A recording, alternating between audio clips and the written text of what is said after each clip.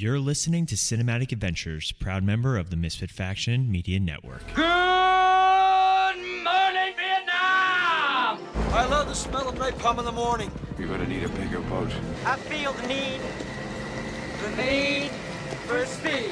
Roads? Where we're going, we don't need roads. Snakes. Why did it have to be snakes? Badges? We don't need no badges. I don't have to show you any stinking badges. You make me want to be a better man. Nobody puts baby in a corner. I wish I knew how to quit you. Love means never having to say you're sorry. He's looking at you, kid. I've always depended on the kindness of strangers. All right, Mr. DeMille, I'm ready for my close-up. Would you be shocked if I put on something more comfortable? You know how to whistle, don't you, Steve? You just put your lips together and blow. I'm not bad. I'm just drawn that way. And welcome back to Cinematic Adventures. If you're listening to us on the go, you can find us on Podbean, Apple Podcasts, Stitcher, Spotify, iHeartRadio, and basically anywhere you listen to your podcast. As always, I'm one of your hosts, Paul, and with me in the studio today is Sean. Sean, how are you today? I am good, Paul, and you want to know why I'm good? Why are you good? It's December, Paul. That means it's Christmas time. It is Christmas time. It's holiday season. I know. You've been all about Christmas since November 1st. You love that stuff, don't you? You shut your mouth. I am such a Grinch with stuff like that. I firmly believe that Christmas starts when Santa comes down the Macy's Day Parade. That is when he brings Christmas with him. Ah, is that what happens? That's what happens. You need to express that to every store in the world. Because November 1st, the music starts, and, you know, people have their decorations up and all that good stuff. Yeah, so in case there's Paul going like, no, not yet. No, it's Thanksgiving first. People were putting up stuff during Halloween. I was like, no, let me have my holiday first. Let me have it. And then we did Nightmare Before Christmas on the show, and I was like, we're crossing the threshold here. But we are very excited because it is the holiday season, and every December, because this is our second year, I didn't think about it.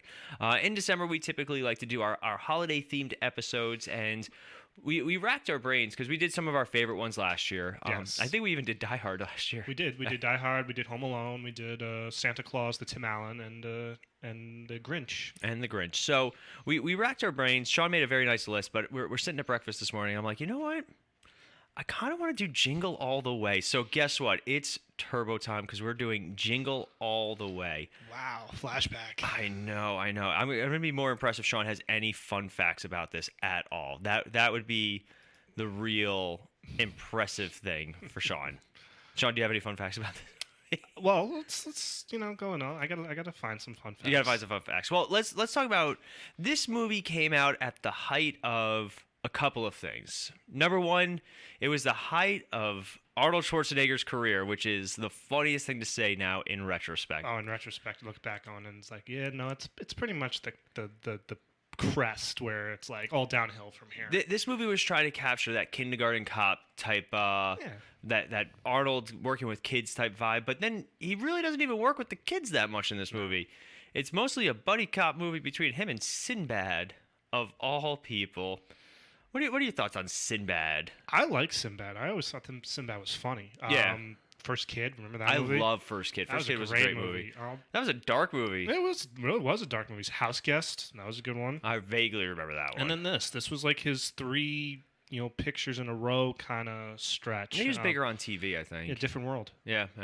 But and then we also had the height of the commercialism that is the holiday season. This was when... Oh, this is based off the Cabbage Patch Kids, the Power Rangers, the Furby, all the big Tickle Me Elmo. Oh, God, Tickle Me Elmo. I was like 12 when that came out, and I still wanted one. Really? No, I'm kidding.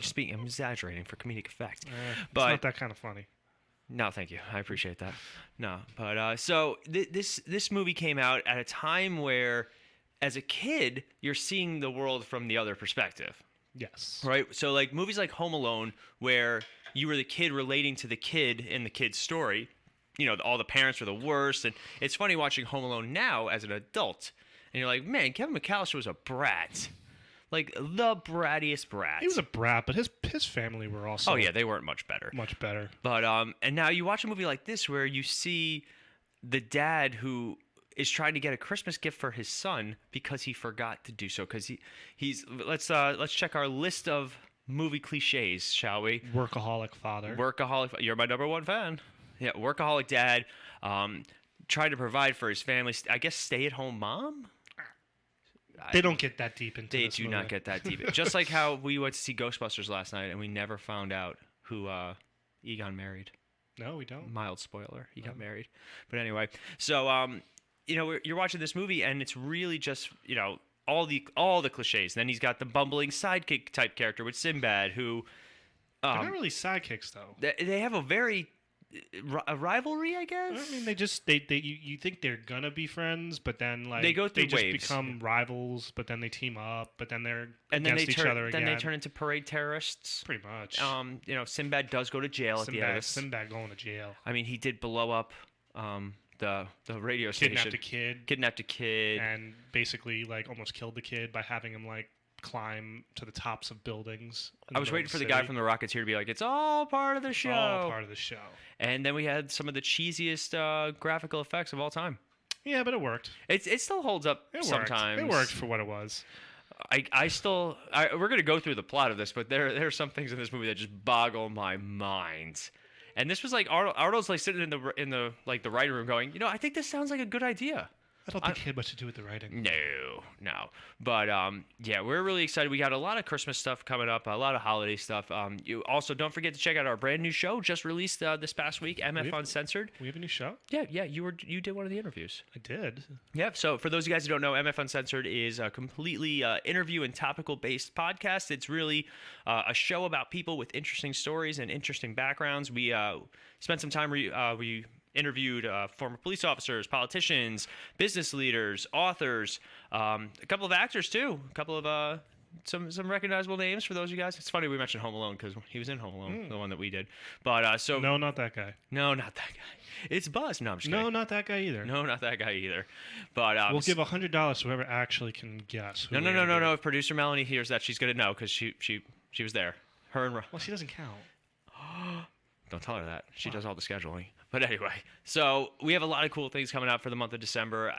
We're not sure if we're going to do anything big for the new year. I mean, we don't know yet. What's the movie? Isn't there a New Year's movie? Like just Happy New Year's? Like one of those. Like love story movie? Yeah, like where it's like 1,000 ensemble, people? Yeah, the ensemble movies that were big about 10 years ago. I can't even tell me. So do you have any quick facts on this movie before we take a break? Well, so reading here, the only reason Schwarzenegger was able to do this movie was the reboot of Planet of the Apes had been delayed. So originally Schwarzenegger was going to be involved in the Planet of the Apes reboot, which is even scarier than what we actually got with the Planet of the Apes movie. Take your hands off me, you damn dirty apes. So that's good thing that happened. Apparently Joe Pesci was the first choice for the role of Myron. Oh, I can see that. Instead of him, they went with Sinbad. What a giant! I thought I read somewhere. It's not here on Wikipedia. So, but again, Wikipedia, take Wikipedia with a grain of salt because Joe Schmo could be writing this and it's not true. But I thought I read somewhere that they were trying to reteam him and Danny DeVito for this movie, which would have been interesting. Danny DeVito was Myron. That would have been good. I got it. Producer Chris Columbus wanted Joe Pesci to play Myron, but he was deemed too short at the 5'3" next to Arnold Schwarzenegger, who's 6'2". This was despite the fact that Schwarzenegger had previously appeared in 2 films along the even shorter Danny DeVito. Yeah, that's funny. But yeah, this movie, as a kid, I really do enjoy this movie. As an adult, I watch it. I'm like, what the hell? I remember seeing this movie in the theaters, and I loved this movie. I mean, I thought this movie was just right up a kid's alley in terms of just the type of movie it was. Funny, it made a kid wish like that their parent would do something like this for which parents have done this. I mean, I don't know if to this extreme, but you hear stories back in the day. Yeah. You still hear some of the Black Friday stories. My parents still tell me about the whole Power Ranger fiasco, waiting online at Toys R Us to get Power Ranger toys when I was a kid.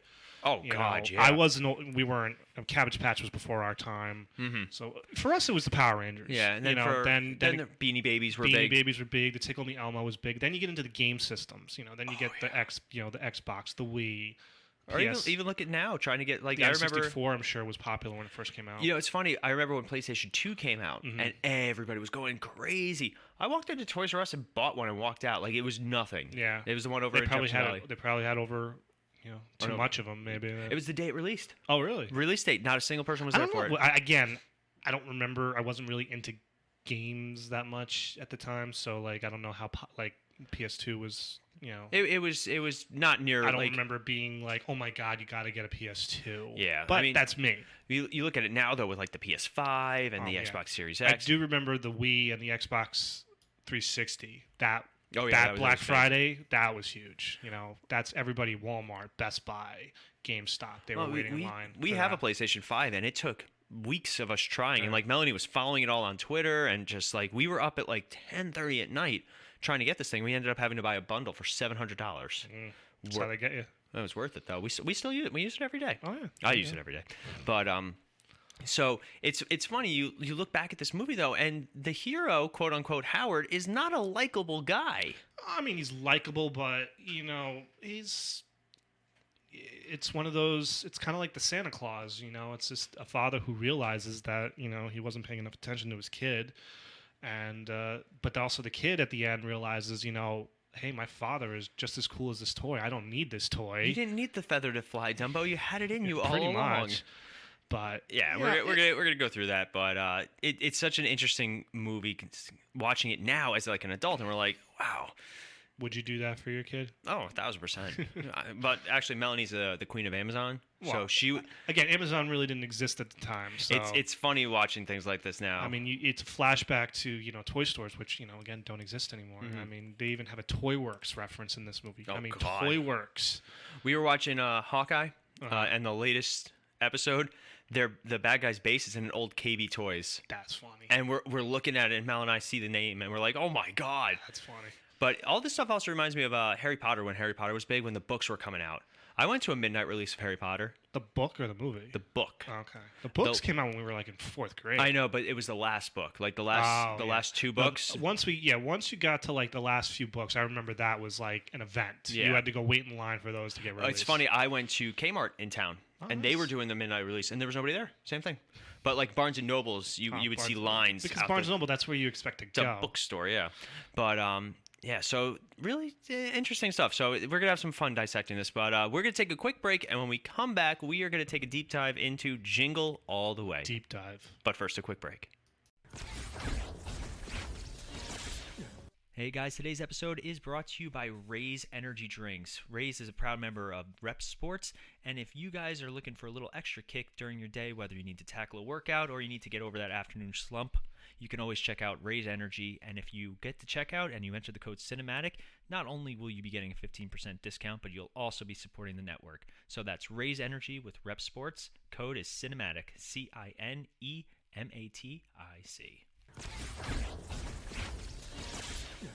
All right, we are back, and we are talking Jingle All the Way. Sean. Yes. Lead it off. It's a single to right field, and I'm on first base. Oh, that's a sports joke. I don't understand those. Okay, sorry. It's the 3rd quarter of baseball, and how many more touchbacks do they need? All right, so I get to do the cast. For the record, I did get the joke. I'm just. I know. You don't have to tell me. Tell the 3 people that listen to the podcast. There's more than 3. Shut up. Okay, 3 times 2. I don't do math either. But anyway, go ahead. Lead it off with the cast. All right, we got the star of the film, Mr. Arnold Schwarzenegger, playing Howard Langston. Sinbad as Myron Larrabee. Phil Hartman, God bless him, as Ted Moulton. Rita Wilson as Arnold's wife, Liz. We got Anakin Skywalker himself in this movie as the son, Jamie. What a poor kid. Yeah, and I think I can't remember. It was either right out? It must have been right after this movie came out, is when it was announced that he was being cast as Anakin. Oh yeah, Jingle All the Way was 96. Okay, so but they probably started filming Phantom Menace. Probably late around the same 97. Robert Conrad as the officer Alexander Hummel. And then we got some cameos. Martin Mull as the DJ, Jim Belushi as the mall Santa.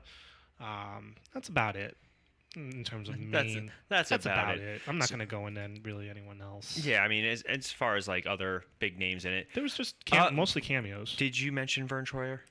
Oh, okay. He's all the way at the end here. Vern Troyer plays the mini Santa. Yeah. He's uncredited. Still funny. Poor Vern Troyer. R.I.P. to him too. But so let's start with Arnold. Arnold is where are we at Arnold's career at this point? Well, like I said, it's 96. This is right after True Lies, man. And True Lies was a box office hit, that movie. That movie was fantastic. I love that movie. It is a good one. There could be a movie in between there. I think maybe like he did one of his comedies. All right, so ready? Junior. It was Junior and Eraser. Oh, I forgot about Eraser. Yeah, that's a people good do. movie too. Eraser's a good movie. We definitely have to do an episode on Last Action Hero, though. That yes, we had a funny discussion right before we started recording, and Paul goes, this is peak Arnold Schwarzenegger, and I'm like, no, it's not. This is like the end of Schwarzenegger's career.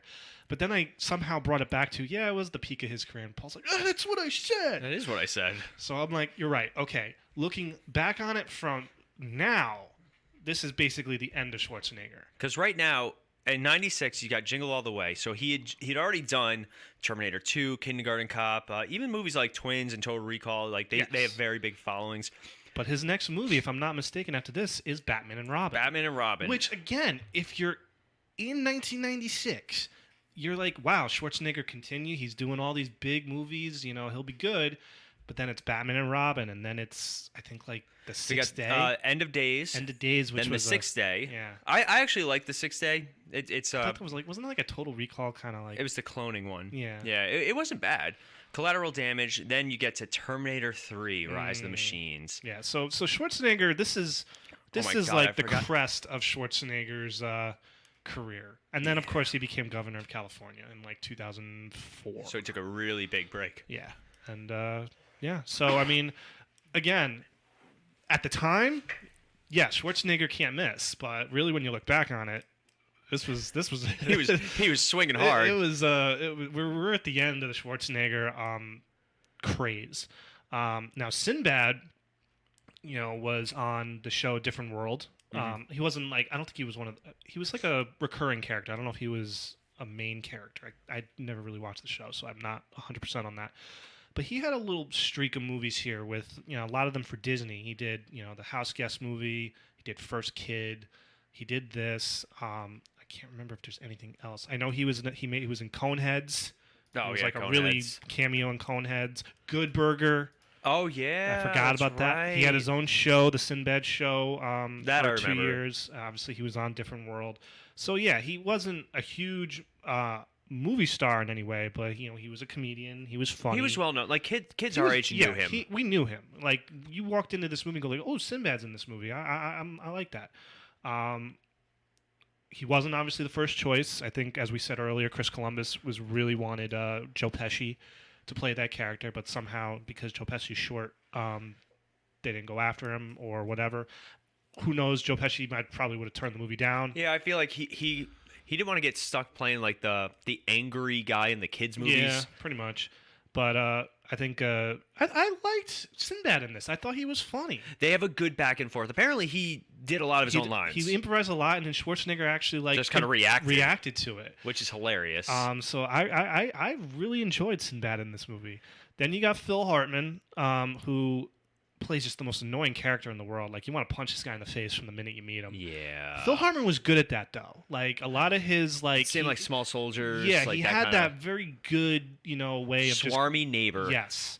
Of course, anyone out there who knows, Phil Hartman was fantastic on Saturday Night Live. Was probably one of the best cast members ever. Sadly, he passed away in 98, so we never really got to see more of him. Rita Wilson, the wife of Tom Hanks, plays, just... As we watched the Honest trailer earlier, I mean, really, she has nothing to do in this movie. She's the nagging housewife. Yeah, that's what they say. These are a lot of the tropes from the very male-dominated Hollywood industry. You know, it's no secret that Hollywood throughout the years has been a boys' club for the most part.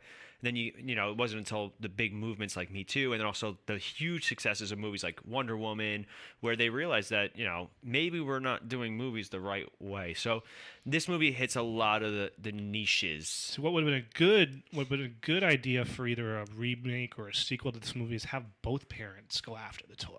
Without telling each other that they both didn't get it? That would have been good. That would have been fun. That would have been good. Or have them as a combo team, going out at the same time. It's funny you say that because they just released the new Home Alone movie. Yeah. And apparently in this one... The robbers are married. They're married and they're like about to lose their house. Yeah. And it's like they make them the sympathetic ones in it, and they make Which the kid fine. even more of a brat.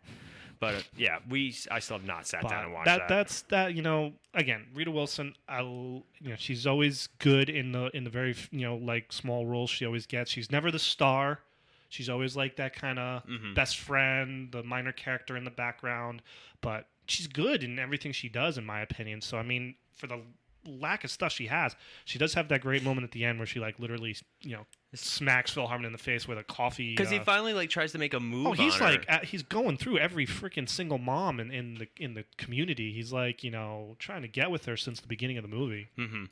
It's like you could tell that he's been through every woman in the neighborhood. God. It's so, and then you grow up, and as an adult, you realize like things like this happen. Like we live in my wife and I live in townhouse area, and we see some of our neighbors, and we're like, man, somebody's doing something with this person, and like it's so funny though. Yeah. So for me, this is one of those movies that got better as an adult. It's still not a good movie per se. It's definitely a kids movie. I'll be honest, I haven't seen this movie in years. I know, so that's why sometimes I actually, when you mentioned doing it, I was like, hey, it's on Disney Plus. I can watch it. I know. I mean, obviously, we're going to talk about before watching it, but now now you kind of want to watch it. I used to have it on video, but it was a movie I never got like on DVD. Video. Never. Yeah. Video. Had it on Deep video, cut right VHS. there. All right, so you're apparently in charge. your school still has VHS. Oh, that was one of the best. Sorry, we saw Ghostbusters last night. We really should be just doing an episode on that, but should. Yeah, but Jingle All The Way, man. Come on, priorities. It's the holidays. People expect this from us. All right. Well, do you want to talk about Jake Lloyd and the career he never really had? Yeah, poor Jake Lloyd. Like Jake Lloyd got dealt a really bad hands. Like. So Jake Lloyd, this was the first movie I think I ever saw him in. I believe so. I mean, I don't think he had anything else before that. Let me just check. He had something called Unhook the Star. So I remember seeing him in this and being like, oh, okay. Yeah, it's this and Star Wars. That's it. This and Star Wars. And unfortunately, Star Wars ruined his life. There's no. It's so weird now because now the Phantom Menace has this strange following to it. Well, because everybody despises the new trilogy so much, they've gone back and looked at the prequel and been like, "Wow, we really didn't know what we had here. We were a little harsh. We were spoiled, and It's funny because I look at all the Star Wars trilogies differently. Oh, it's yeah, obviously it's one long saga, but the prequels, worst acting, better story. Mm-hmm. The new trilogy, better acting, worse story.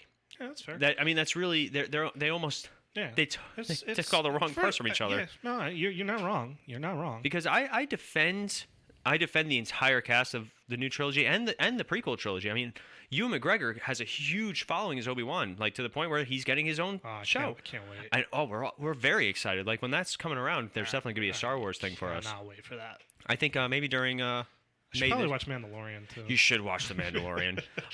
It's funny too because I'm not usually one of those people that's like you need to watch because I was very. We're going all over the place today, but that's fine. This movie's not that long. Well, Jake Lloyd triggered us. Yes, Jake Lloyd did trigger us, but for me, like, God damn you, Jake Lloyd. He did.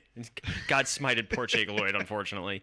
We're not trying to take anything away from him, but basically, he stars in Star Wars, and the backlash was just for a child. It was unwarranted, and he got. I would have liked to have heard that he was protected more, whether that be by George Lucas or the producers of Star Wars. They weren't coming to his They weren't defense. ready for it though. No, I think they probably all were like, "Oh, this movie's going to be a huge hit. Everybody's going to love it," and they were probably taken aback by it. The Star Wars fandom, and Sean and I are part of the Star Wars fandom. We really enjoy the entire thing. Like, I'm a part of the fandom, but I am not a fanatic. I'm not a fanatic. Like me, I can tell you planet names. I can tell you histories. Like I love stuff like that. No. But we're not part of that fandom in any aspect where we're like we hate these certain things, so we hate like Star Wars fandoms. And if you're in a Star Wars fandom, that's okay. They are one of the most toxic fandoms that you could possibly ever encounter.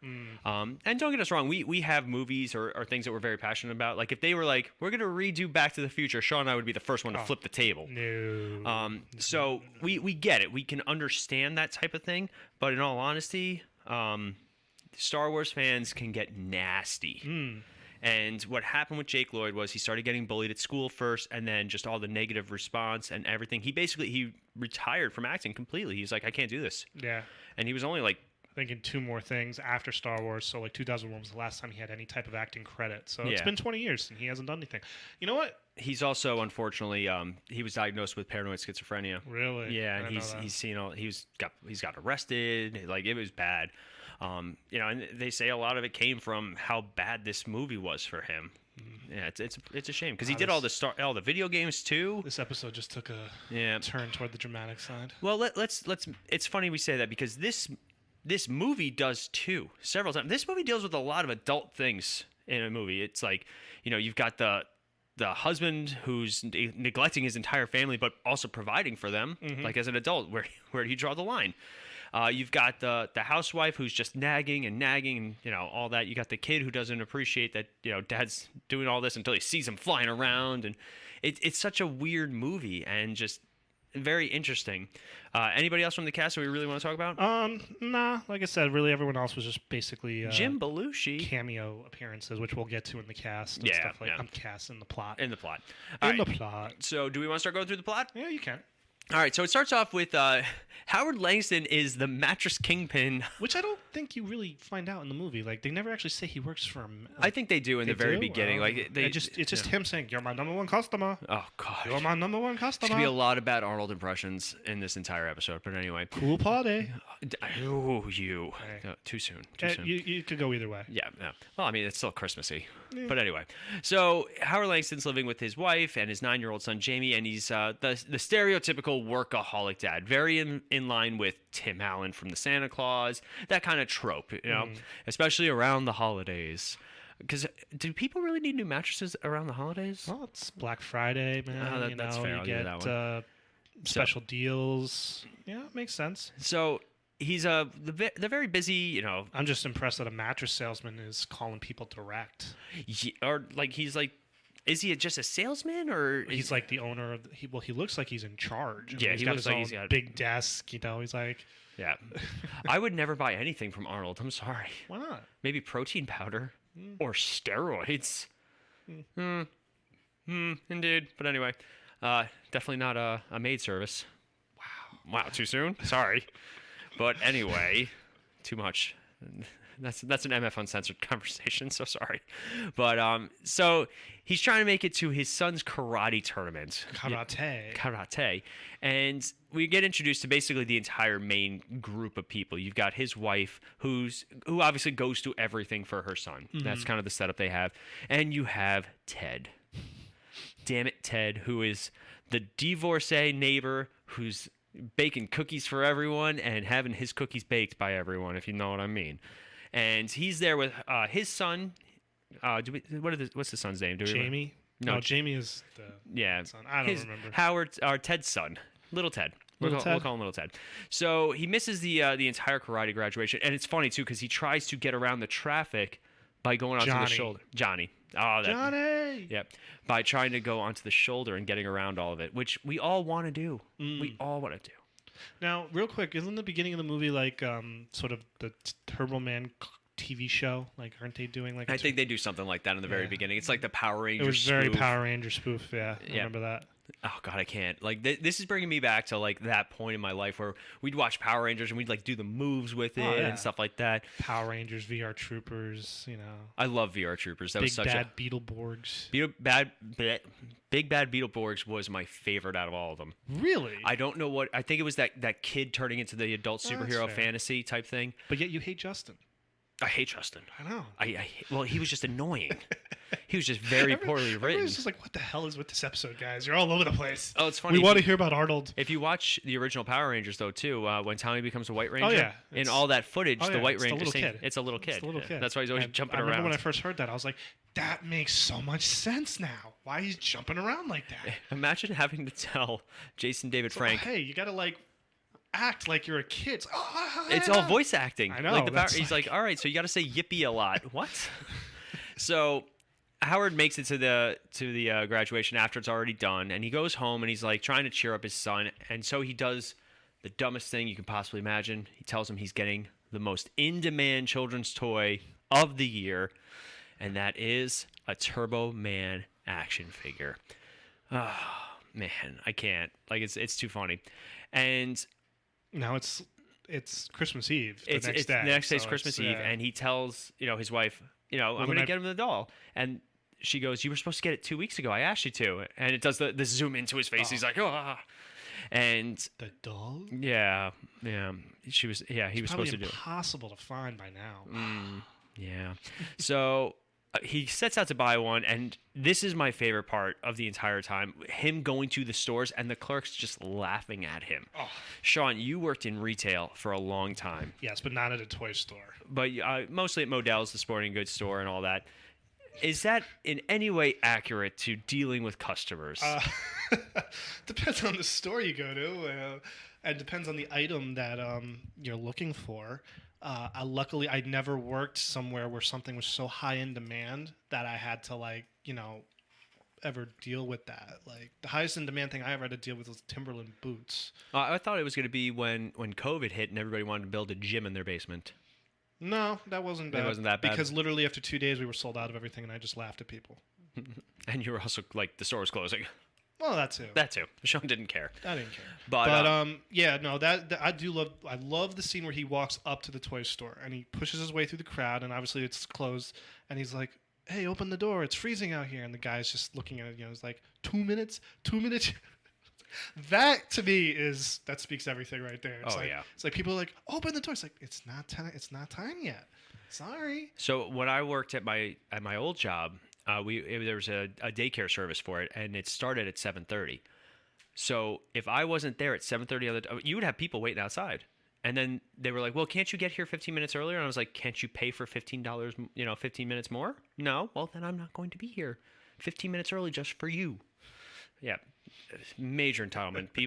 People are entertaining, and this movie is a great testament to people. And then the following scene is why I will never open a door at a retail store. Oh yeah, that's for a high demand. And people have died. People have died because of this. Oh yeah. Where it's like you unlock the door and just everybody pushes the Walmart their way trample. in. Yeah. Walmart trample, and hell no, you don't pay me enough to do that. Hell no, we won't go. Like if I never worked. I worked at Babies R Us. I never worked at Toys R Us. So like I never had to deal with opening a door for fanatical parents. I need this. I need that. But, so yeah, that was. But then we get that, it's like, "Where's your Turbo Man?" And they just started laughing at everybody. We only got Booster. And he just grabs both of them, which I love. I love that because it's just like, where's your Christmas spirit? Yeah, there's a lot of puns in this one. I love it. It's Arnold. Like and then Arnold. We meet Sinbad for the first time. We meet Sinbad, and he's another one. He's a dad who's trying to do the right thing for his son. Yeah. And again, it starts off like, okay, they're going to be, they're going to work together. They're going to work together, and then after Arnold does the whole pulling the two guys up, and they're like, "Oh, the last one just left. Some lady had it on layaway," and Sinbad just takes his mailbag and just whams Arnold into like a display. What's layaway? They still do layaway. I know they still do layaway. They still do layaway. I never understood layaway because I wouldn't trust it to save my life. Mm-mm. No, thank you. But yeah, and then Arnold goes running after. And then doesn't she stop the car and he hits it? No, she just bolts on guns the gas because she's like, you got like a 6.5 foot Austrian man chasing after you. Like, what would you do? Drive faster. There you go. Faster. But so now we get probably my favorite scene in the entire movie, where because this movie we don't really have to go plot by plot. It's very straightforward. But a mall Santa overhears his plight basically, and he's like, "Hey, we have Turbo Mans. If you got the cash for it." And he's like, "I got the cash." So he takes them to this rundown makeshift warehouse where all the Santas in the malls work, and it's like the funniest concept because it still holds up. Like it makes me laugh. So basically, all these mall Santas, because it's like the perfect racket. These kids are telling them what they want. He sells him a knockoff Turbo Man that only speaks Spanish. That's right. And then he tries to open the box, and the Santa's like, no, don't open the box, because he's like trying to sell it for like $200 or something like that. Which is even funnier because apparently Spider-Man tickets are going for thousands of dollars right now. Yeah. I'm sorry, but if you pay $1,000 for a Spider-Man ticket, there's something wrong with you. You have silly money. That's what I call silly money. Even silly money, I'd be like, no, I'm good. Yeah. It's a movie. It's not a Broadway show. It's a movie. Spider-Man's going to be an event. Let's stop. You stop. Can we calm down? You calm down. Can we calm down? It's a movie. How dare you? All right. The third Toby sucked. Garfield never got a third movie, so what do we really think? This Ironically, now we're gonna get a third Garfield and another third Toby. third Toby. But they're not even in the movie. All right, we're all over. This is this is at least a fun episode though. Yeah. But so it results in a massive Santa versus Arnold showdown, which is something I never thought I'd say in real life. And where he pulls the beard down and like Jim Belushi goes flying. Yep. Punches Vern Troyer. He goes flying. Yeah, poor Vern Troyer. Little buddy. What's better, this fight or his fight with Austin Powers in Goldmember? Goldmember. Yeah, Spider Shagney. I think it's funnier in Goldmember in the hotel room. Oh, that's right. I forgot about that. He takes out the little mini bottle. Oh. But that's another. We got to do that series eventually. Yeah, we do. Yeah, we got a lot of movies to do, but we can't figure out a Christmas movie to do. No, we're doing one. I know, but we had some trouble. I was fine. I had a list. I know you had a list. One that was struggling. Because if anybody else can tell me about the original Santa Claus with Dudley Moore and not think Tim Allen when he says it, you know, because there's no E at the end of it. That's how you know. I'll give you an E. But anyway, so the cops end up busting this place, and Arnold poses as an undercover cop. Oh yeah, he's got the fake badge. I like that. That was good. Yeah, I don't know how that would have worked, but okay. Oh yeah, let's like the realism that doesn't happen. Whoa! But anyway, so he leaves and he runs out of gas and he leaves his car. He goes to Mickey's Diner, which apparently is a real place. And he calls and he's gonna tell his wife everything. He's gonna come clean. But the kid answers and he's like, "You remember how you made all these great promises for all these amazing things today?" And Dad's like, "Oh." But then eventually he loses his patience and he yells at Jamie. And unfortunately, and then Jamie's like, "You never keep your promises. You're the worst dad." And I'm like, "You have a house to live in, kid. Be grateful. Look at that sweater you're wearing. That's a nice sweater. It's green." I just vaguely remember this. So Howard finds Myron at the diner and they both kind of have their, again, you have this feeling that they're going to turn into friends. And unfortunately, like they bond over all this stuff and then it just turns into more rivalry because you find out that the radio station that's playing at the diner, they hear a little promotion that they're have a contest to win what they think is a Turbo Man doll. And what do they have to do? They just have to name all of Santa's reindeer. Mm-hmm. So we get this funny scene of them just like running, and they're trying to remember all the. They're trying to dash or dance or come. Because they end up they pull the phone off. That's right. So they decide that they're going to run. So they get there, and the DJ tells them that it was actually for a Turbo Man gift certificate. And this just both of them are just like, "That's not what you said." Oh man! And then this is my favorite part of the entire movie. This scene coming up, where the cops show up. And Sinbad pulls out the package and he goes like, "Don't you move. I got a bomb here." It's like, and they leave. And the cop, who's like a recurring cop in this movie, because he always is catching Schwarzenegger at a bad moment. Like he pulled him over at the beginning of the movie. I think Schwarzenegger backed into his motorcycle in one part of the movie. So like this cop is just always there, ready to take down Schwarzenegger. And guy goes, "I was on the bomb squad, folks. This is nothing." And so he opens the package and boom. And Sinbad's reaction, I laugh every time. It's like, "That was really a bomb? Man, it's a sick world we're living in with sick people." So I don't trust the mail. Oh, I remember cracking up when I saw that. It's still funny. Like, and then the one cop is just like, "So how many years on the bomb squad was that, sir?" And he's just standing there and he's like all blown to hell. His hands, he's got.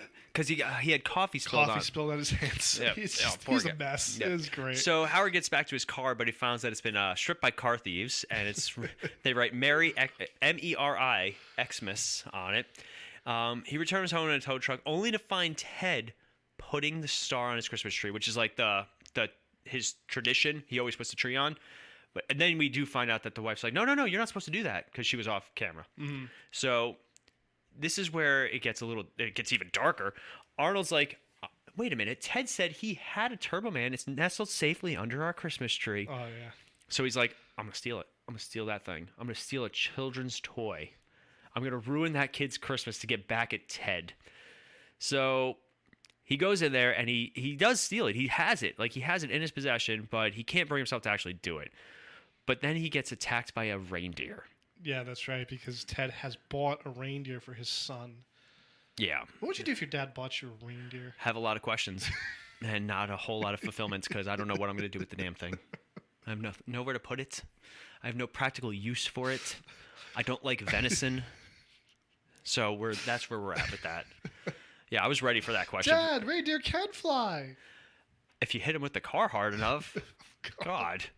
Yeah, we live in New York. We don't need a reindeer. What am I going to do, rent it out every year? Once a year, I'm going to make my money's worth.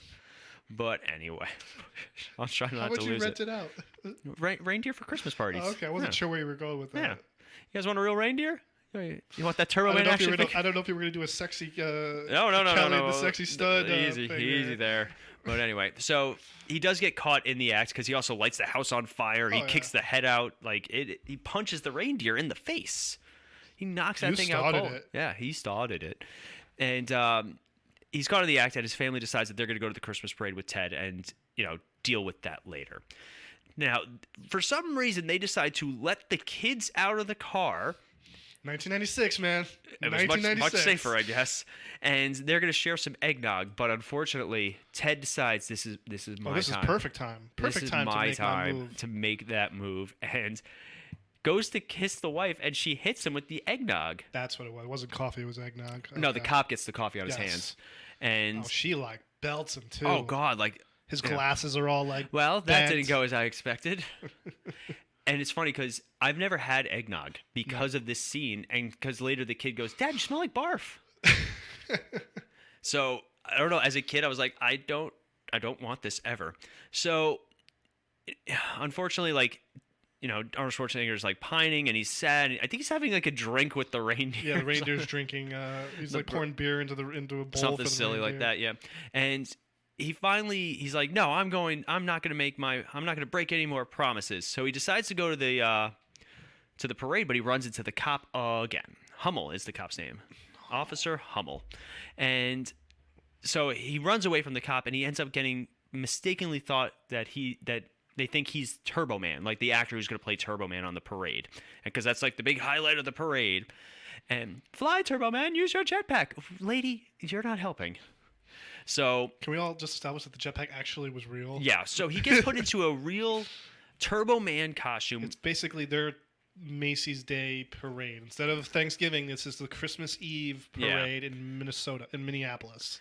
So he gets put in this costume, and basically he's supposed to pick a child from the crowd to give this brand new Turbo Man doll to. He just magically sees his kid. Of course, because it's a small crowd, didn't you know? Oh, yeah. Kids can go on completely. Pick me, Turbo Man, me. And he has the voice modulator that makes him sound like Jamie, get to the chopper. So he sorry, I'm just laughing.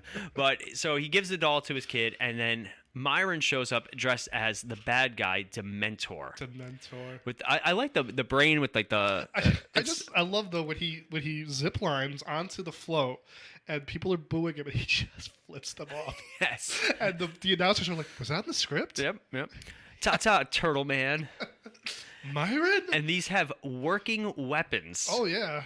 A fist that fires and hits Turbo Man. Yep. The turbo rangs, the disc launchers. He goes nobody likes you, Booster. And he punches him and he flies off the floor. And then all the kids just start attacking him. Because nobody likes this Booster. Sidekick. And I'm like, whoa, kids. It's Curtis Armstrong. I know. That was great. Booga. Yeah. And, what was he? Metatron in Supernatural. Yeah. I don't remember that. Oh, well, that was season 9-ish. Oh, wow. Yeah. Oh, he was so swarmy on that. So a chase ensues, and Turbo Man has to fight off the minions, and he's also again 6, and they go, "Don't you remember the choreography? Don't you remember the choreography?" I can't. So and Jamie is literally climbing buildings. He's and everybody's just watching and cheering, and the mom's like, this isn't real. What's going on here? And even better, the crowd opens for him, and they're patting him on the back. They're yeah, go kid, go. They all think this is part of the show. So they climb up into a Christmas display that ends up falling, and it's hanging. And we also realize that Turbo Man can fly. Oh yes. And he gets the hang of it much quicker than the Rocketeer. Turbo time. I think I'm getting the hang of this. It is rough. And so they fight, and Myron gets the doll, but he falls onto a float and he gets surrounded by the police. Jamie falls and Turbo Man catches him. It's, so after Howard saves him, he's like, I just wish my dad could have been here to see all this. He's saying it to the mom. He's like, well, what a coincidence. 'cause I'm here. He takes off the mask, the dumbest helmet ever. And you would think they recognize his father's voice. His father doesn't have that. He's got the modulator, remember? It still sounds like it him. sounds just like him. I mean, come on, man. So, he's like, I love you. I'm so sorry, blah, blah, blah. They reconcile, and Jamie ends the up... wife is, turned on, too. Yeah, she's just like, Howard. "Ooh." The police give Jamie the doll back, and then they're like, we could use a guy like you on the force. And Howard turns around, and it's good old Officer Hummel. He's like, oh, this guy. But Jamie actually gives the toy to Myron as he's being arrested and, going to jail for domestic terrorism.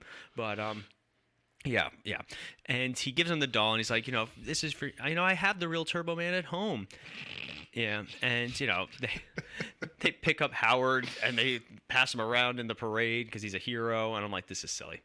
And then we get the real sequel. This is where the sequel should have been, where he's, they finally finish decorating the Christmas tree, and, the wife, Liz, is like, so sweet what you did for him. I can only imagine what you got for me. And it's like, oh. And he realized that he forgot to give his wife a gift. And that is Jingle All The Way. Wow. There's a sequel we're not talking about. That didn't happen. Yeah. Initial thoughts? Again, as I said, I thoroughly enjoyed this movie when I saw it as a kid. I would watch it every year for the next couple years. Like I said, I have not seen it. Has to be at least a decade. I mean, maybe like sporadically it was on TV and I would watch a scene or two, but all the way through, I have not seen this movie in a long time.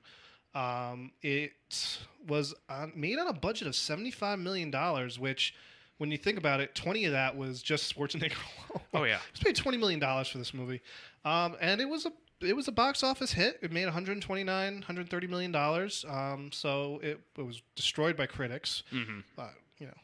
What do you expect? Because critics don't have souls. So. Critics look at movies very differently. Yeah, I know. It's just, I've grown on.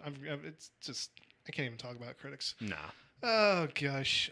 Well, you want to do Star City rating? I would love to do a Star City rating. I'm going to give this movie a 2.5 out of 5. Okay. It's a completely average movie. It does have a lot of nostalgic vibes to it that lends to it, but I think it's better as an adult watching with your kid to see, because kids are going to view this movie very differently than the adults do. It's not like a movie like Shrek. Like there are different kinds of films when it comes to these kind of movies. There's a children's Christmas film, there's a family Christmas film, and then there are your adult Christmas films. And adult, I'm not talking like, what you find on the internet. Talking Bad Santa, like your Bad Santa, Christmas Vacation, Bad Mom's Christmas, like stuff like that. Those are for the adults. Like Shrek is a great example of a family movie where they have stuff for the adults, they have stuff for the kids. This movie I find interesting because it has stuff for it. It's seen from a different perspective from a kid as compared to an adult. So like, I'm an adult, I don't have kids, but I remember watching this movie as a kid and I remember seeing it differently. Home Alone does that to me too. But then you watch a movie like Power Rangers as an adult and I'm like, this is still a kid's movie. Oh, absolutely. Granted, people die in Power Rangers. A lot of people die in Power Rangers. You never see it, so it doesn't happen. Well, you watch the birds explode. Yeah, but that doesn't count. They don't count because they're monsters? Yeah, that doesn't count. What about you? I'd probably give this 2.5, but like a 2.8. So not exactly a 3, but not as low as a 2.5. It's an enjoyable movie. It's a movie I recommend that you see at least once in your lifetime. It's a fun movie. It's it's a good movie to watch if you're a holiday film junkie, and I'm not talking about the Hallmark movies, but just if you like to watch like a different holiday movie like every other night during the month of December, I definitely recommend watching this because it to me it captures a time that I don't think exists anymore. Parents don't stand outside of stores. Well, first of all, there's no toy store anymore. That's depressing in itself. There's no Toys R Us except for I just found out they're opening one in Jersey at the big mall that they have in Jersey now by Giant Stadium. There's no KB Toys. There's no, I don't know what the new big toy is of the year, with all that stuff. So to me, it's just a time that really isn't there anymore. It's fun, kind of comparing it to the big crazes like the Cabbage Patch Kids, the Power Rangers, the Furbies, the Tickle Me Elmos. But that's really, for me, it's just, that's what I look back on. It's just kind of captures that moment in time that was big with, as you said, the commercialism and stuff like that. Agreed. So that's Jingle All The Way. We'd love to hear you guys' thoughts on just holiday movies in general, some of the tropes, some of the cliches, some of your favorite ones that nobody ever talks about. Because this is one of those movies where even though we only gave it a 2.5 to a 3-ish, it's still an enjoyable Christmas movie, and like I look forward to showing my kids this one day, also to explain to them what the world used to be like in the 90s. But we would love to hear your thoughts. If you guys go to our website, themisfitfaction.com, you're actually going to find a brand new page on there called the Contact Us page, where you can actually put in your info and send us messages directly to our website. Also, for our brand new show, MF Uncensored, which we did mention, we are looking for people to interview. The more interviews, the better. So if you are somebody, you're a content creator, you have interesting stories or interesting life experience, reach out to us, let us know. We'll set up a time. We do most of our interviews over Zoom, so that's been a learning process in itself. But we have a lot of really great projects working on that. So we're already booked for the entire month of December. So we're looking to January and February already, which is really exciting. You can also find us on Facebook, The Misfit Faction, or Cinematic Adventures, because that is this podcast. I would hope so. I would think so too. But you can also find us on Instagram, The Misfit Faction. You can find us on YouTube, The Misfit Faction Media Network, and you can find us on Twitter at Misfit Faction. Those are all the ways you can get in touch with us, especially. Nowhere else you can find us? Where? I said nowhere. There's nowhere else you can find us? I don't know. You just kept listing things, so I was just like expecting more. Yeah, I think that's pretty much it. Oh, good. All right. Facebook and our website are the best ways, though.